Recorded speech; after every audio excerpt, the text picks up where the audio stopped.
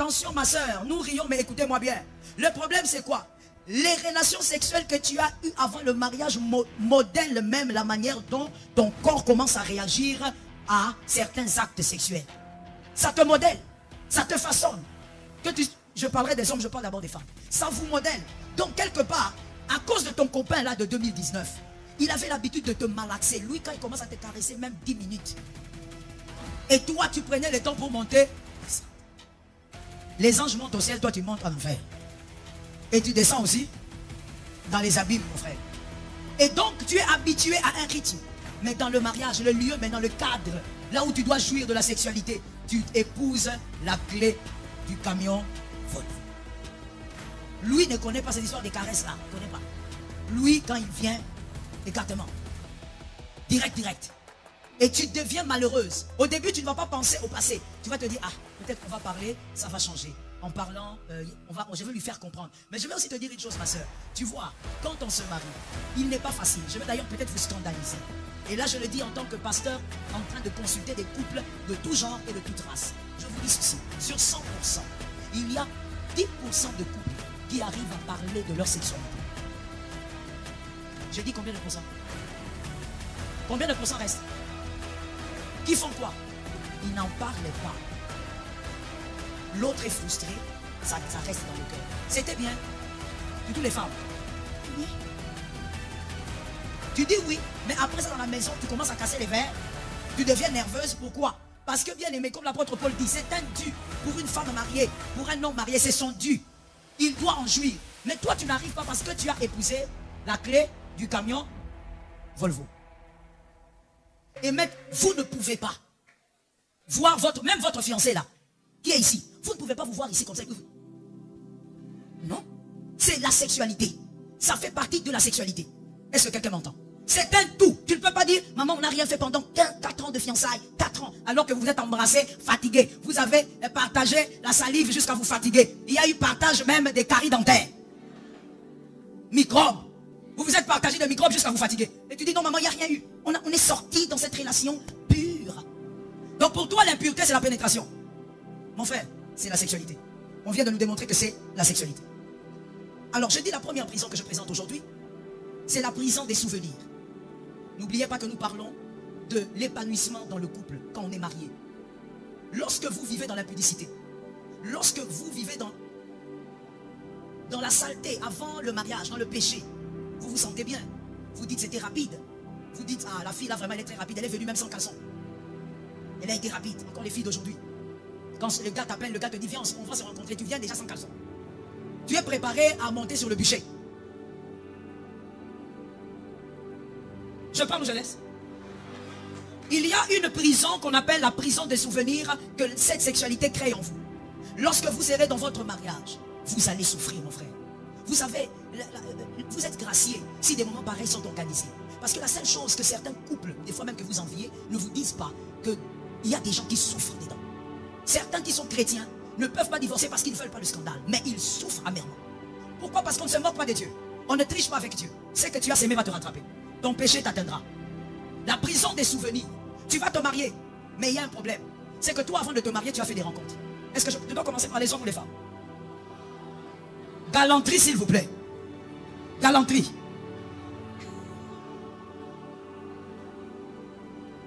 D'accord, je commence par les hommes. Commençons par la femme. Mademoiselle, toi, tu as blagué avec Dieu. Quand le pasteur prêche ici, tu dis, bon, ce sont des prédicateurs, ils n'ont qu'à prêcher. Est-ce que quelqu'un peut vivre sans sexe? Même la science dit que c'est bien pour la santé. Ah bon? Tu vas, tu couches. Mademoiselle, toi, tu couches avec ton copain, systématiquement. Tu rencontres, malheureusement pour toi, j'ai dit malheureusement, et tu comprendras. Malheureusement pour toi, tu rencontres un gars. Lorsqu'il te touche, il explore ton corps comme si il était là quand Jésus t'avait crié. Comme s'il était là le jour que Dieu t'avait crié. Il explore ton corps, il te touche d'une certaine manière. Tu te dis, ici c'est ma fin, c'est ma mort. Vérité mon frère. Même s'ils ne disent pas vérité, c'est ça. Si je prêche ça, c'est parce que c'est ça. Tu rencontres un homme dans le parcours, tu as eu 5 gars. Le dernier que tu as eu en 2019, là, tu te rappelles, non? Il te malaxe comme quelqu'un qui a étudié ta physionomie. Il t'amène au 19e ciel. Quand tu sors de ces relations sexuelles sales, pécheresse. Tu as même les yeux comme quelqu'un qui est ivre. Comme si tu avais pris des narcotiques. Tu es en train de regarder les gens comme quelqu'un qui a pris des bombées. Pourquoi? Parce que cet homme t'a amené dans des dimensions extraordinaires. Tu dis non, non, non, ça vraiment. Mais malheureusement pour toi, les choses arrivent et ce n'est pas l'homme qui t'épouse. Un autre homme t'épouse. Cet homme-là maintenant, il ne sait pas te malaxer comme celui-là. Ton mari. Toi dans ta tête tu te dis seulement, ça ne sera pas différent. De toutes les manières, c'est un homme, il sait comment traiter une femme. Quand tu arrives chez ce gars-là, tu épouses la clé de Volvo. Tu sais ce que c'est la clé de Volvo? Tu connais pas mon frère? Tu connais la clé? Elle entre où? J'avance. Tu épouses la clé de Volvo. C'est-à-dire que lui, il n'a pas le temps de te toucher. Il ne connaît même pas comment on touche. C'est un brutal. Il est né dans la brutalité. Grandi. Brutalité. Son papa, Ali, sa maman. Quand il t'attrape, directement, pénétration. Tu restes comme ça. Et puis tu es là. Tu le regardes. Tu te dis, peut-être après un moment donné, il va essayer de toucher un peu ta poitrine. Un peu. Il est déjà dans la pénétration et puis il a fini. Fin cap. Et puis il prend le mouchoir. C'était chaud, hein. Là, on parle de ton mari, hein. On ne parle pas de ton mari. On vous a déjà béni ici, donc c'est fini. Il t'a dit, en tout cas, oh, Dieu est bon. Il bat là. Toi, tu n'as même pas encore commencé. Parce que le problème, c'est quoi? Attention, ma soeur, nous rions, mais écoutez-moi bien. Le problème, c'est quoi? Les relations sexuelles que tu as eues avant le mariage modèlent même la manière dont ton corps commence à réagir à certains actes sexuels. Ça te modèle, ça te façonne. Je parlerai des hommes, je parle d'abord des femmes. Ça vous modèle. Donc, quelque part, à cause de ton copain là de 2019, il avait l'habitude de te malaxer. Lui, quand il commence à te caresser, même 10 minutes. Et toi, tu prenais le temps pour monter, descendre. Les anges montent au ciel, toi, tu montes en enfer. Et tu descends aussi dans les abîmes, mon frère. Et donc, tu es habitué à un rythme. Mais dans le mariage, le lieu, mais dans le cadre, là où tu dois jouir de la sexualité, tu épouses la clé du camion Volvo. Lui ne connaît pas cette histoire des caresses là. Il ne connaît pas. Lui, quand il vient, écartement. Direct, direct. Et tu deviens malheureuse. Au début, tu ne vas pas penser au passé. Tu vas te dire, ah, peut-être qu'on va parler, ça va changer. En parlant, je vais lui faire comprendre. Mais je vais aussi te dire une chose, ma soeur. Tu vois, quand on se marie, il n'est pas facile. Je vais d'ailleurs peut-être vous scandaliser. Et là, je le dis en tant que pasteur, en train de consulter des couples de tout genre et de toute race. Je vous dis ceci, sur 100%, il y a 10% de couples qui arrivent à parler de leur sexualité. J'ai dit combien de pourcents? Combien de pourcents restent? Qui font quoi? Ils n'en parlent pas. L'autre est frustré, ça reste dans le cœur. C'était bien. Surtout les femmes. Oui. Tu dis oui, mais après ça dans la maison, tu commences à casser les verres. Tu deviens nerveuse, pourquoi? Parce que bien aimé, comme l'apôtre Paul dit, c'est un dû. Pour une femme mariée, pour un homme marié, c'est son dû. Il doit en jouir. Mais toi, tu n'arrives pas parce que tu as épousé la clé du camion Volvo. Et maintenant, au départ, tu vas pas penser à ça. Mais au fur et à mesure les jours passent, tu remarques que le gars, il ne change pas. C'est son rythme. Lui ne connaît pas comment on touche une femme. Et finalement, un jour, tu commences maintenant à te mettre au coin. Vous voyez quand une maman se met au coin de la cuisine, elle médite. Vous avez déjà vu ce genre de position-là? Ou là où elle prépare, là, elle se met dehors. Elle fait ça. Méditation. Là, elle est en train de dire, il fallait que je pousse Junior.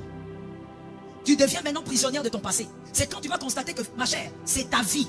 Tu vivras toujours comme ça avec cet homme. Que tu vas maintenant commencer à rentrer dans le passé. À dire, ah, vraiment, Jacques n'était pas comme ça.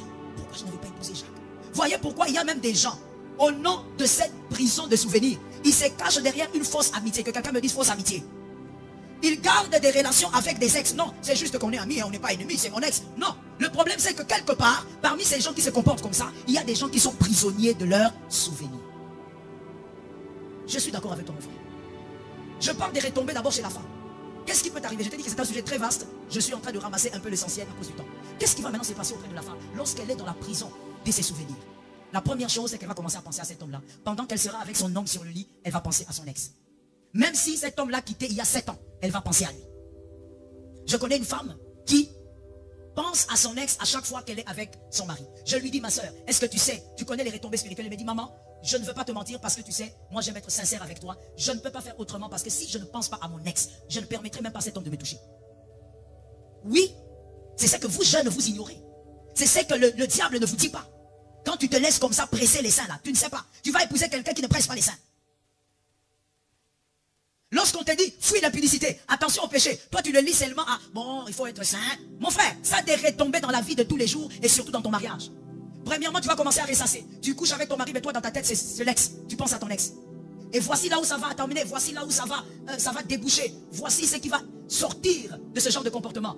On appelle ça les démons succubes. Ou même incubes. Communément appelés mari et femme de nuit. Cet esprit va venir t'habiter. Je me rappelle d'une délivrance d'une sœur. Je lui faisais la délivrance. Et à un moment donné, je sentais qu'il y avait résistance. J'arrête, je dis, on doit parler avec elle plus tard. Je parle avec elle et puis elle me dit, pasteur, tu veux que je te dise la vérité? Je n'ai pas envie que cet esprit parte. Pourquoi? Mais parce que cet esprit, quand il vient la nuit, je suis satisfaite, j'arrive à jouir. Mon mari, il n'arrive pas. Est-ce que vous voyez jusqu'où le diable peut aller? Le diable va à des niveaux que vous ne pouvez pas imaginer. Quand on est jeune, on ignore ces choses parce qu'on ne vous le dit pas. Les parents ne vous le diront pas. Et entre vous, c'est encore pire. Vous allez vous raconter plus de mensonges que de vérités. Il y aura un esprit incube ou succube qui va pénétrer la fille. Et je vais te dire, lorsqu'il y a un esprit incube ou succube dans un foyer, ce sont les démons qu'on appelle les démons jaloux. Il est capable de rendre le pauvre mari qui n'a rien fait, il est capable de le rendre impuissant. Parce que ce sont des démons jaloux qui jalousent sa conjointe ou son conjoint spirituel. Et tu entres dans un système compliqué que tu ne pourras briser. Voilà pourquoi la plupart des femmes aussi mariées sont frigides. Mais ça, on ne vous le dira pas. Gloire à Dieu, la jeunesse organise des moments comme ça pour qu'on vous dise la vérité. Oui, vous les voyez collés serrés, mais dans le mariage, la femme est frigide. Elle est frigide. Combien de femmes j'ai reçues qui m'ont dit, maman, moi quand je suis avec mon mari au lit, j'assimile tout ce qu'on fait là, tout là, je fabrique. Je ne sens rien. Même quand je lui dis, chérie, tu es fort, il est nul. Elle vit donc dans une sexualité, imaginez-vous, dans le mariage, c'est légitime, mais elle vit dans un gros mensonge qu'elle a fabriqué elle-même. Et voilà aussi pourquoi certaines femmes mariées se masturbent. Ça, les jeunes ne le savent pas. Ils pensent que la masturbation, c'est seulement pour les célibataires. Il y a des femmes mariées qui se masturbent avec son mari qui dort sur le lit. Pourquoi? Parce que son mari ne lui permet pas d'atteindre l'orgasme. Pourquoi le mari ne lui permet pas, mon frère? Maintenant, je vais revenir. Pourquoi? Parce qu'en réalité, tu as goûté à autre chose. Ce que tu n'as jamais goûté ne peut pas te manquer. Une femme qui n'a jamais embrassé un homme, quand elle entre dans les mariages, elle ne peut pas dire mon mari ne s'est pas embrassé. Elle n'a jamais embrassé. Comprenez-vous pourquoi maintenant la Bible est une grande maîtresse?